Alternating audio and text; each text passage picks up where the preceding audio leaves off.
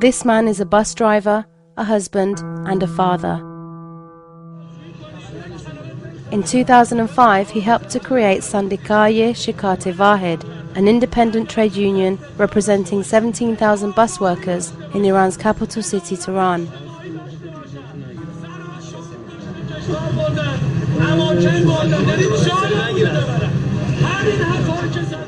His name is Mansour Osanlu.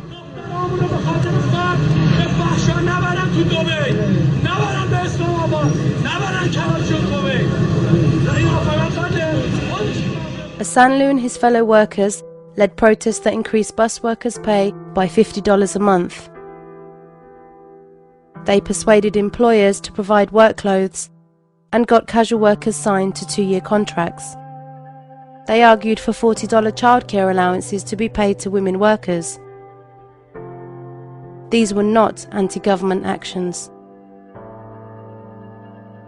Nevertheless, today, Mansour Osanlu is detained in the notorious Evin prison in a North Tehran suburb. Here, Iran's political prisoners are kept and tortured. Some have paid the ultimate price. Over the last 2 years, Osanlu has spent more time in than out of this prison.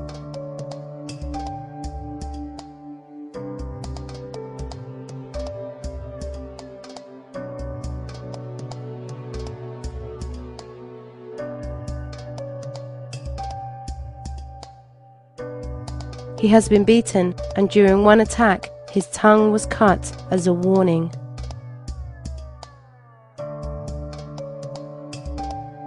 Osanlu was most recently detained on July 10th. He was abducted from one of the Wahed company buses.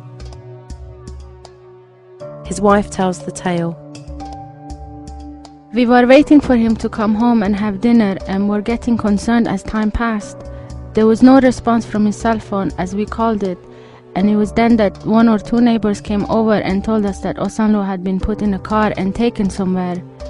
They said Osanlu was on a bus which had stopped for a traffic light. Suddenly a Peugeot 206 car swerved in front of the bus.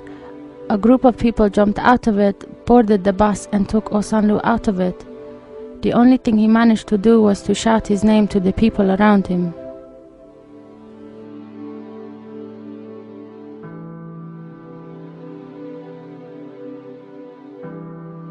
Witnesses said Osanlu was badly beaten by the thugs. It was 2 days before his family knew for certain that he was alive and in prison. This most recent detention came 3 weeks after Osanlu was allowed to travel outside Iran. In June, he joined fellow transport workers at the International Transport Workers Federation in London and told them that international support for the union struggle was crucial. He travelled to Brussels to meet the International Trade Union Confederation and other world trade union leaders. Throughout the trip, Osanlu spelled out his mission, that of raising the salaries and improving the lives of his fellow workers.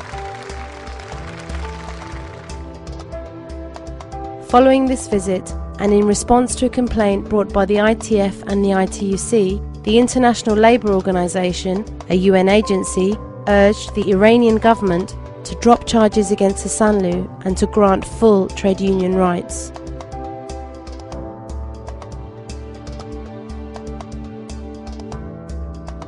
Iran's people are beset by poverty. Huge numbers of workers, including bus workers, are paid less than they need to survive. Yet this is a country that has the second biggest reserves of oil after Saudi Arabia. It makes and exports cars. Iran's port of Bandar Abbas imports huge quantities of manufactured goods from Korea and Thailand. Major trading partners include Japan, Germany, France, Italy, and the UK. We're not singling out the Iranian government on this case. Rather, they are singling themselves out from the rest of the world by detaining people like Mansour Osanlu in jail. And as a member of the ILO, if they fully comply with the principles of the ILO, the government would massively improving their public relations with the rest of the world. So while Osanlu's fate waits in the balance, internationally, the eyes of the labour movement are on Iran.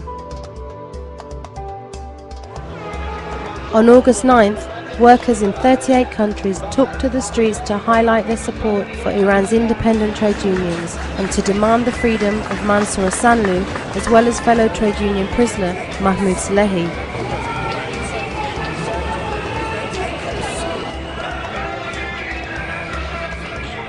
This coordinated trade union action was also supported by Amnesty International.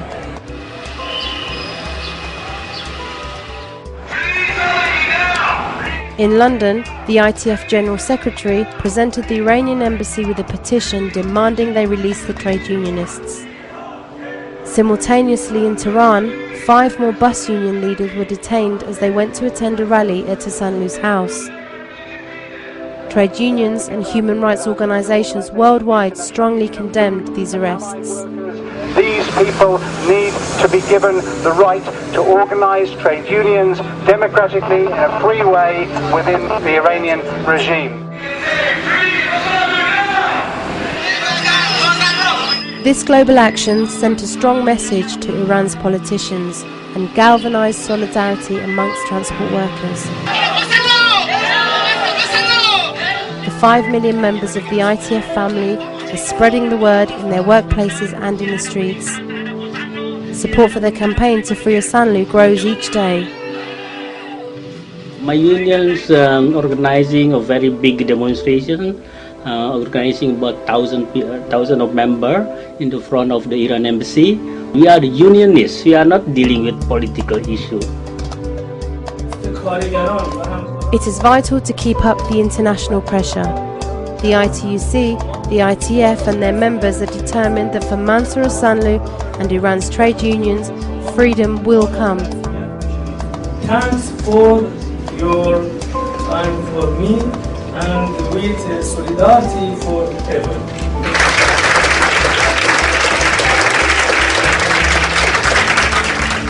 Demonstrate your solidarity. Fight for Osanlu and for freedom for all of Iran's workers.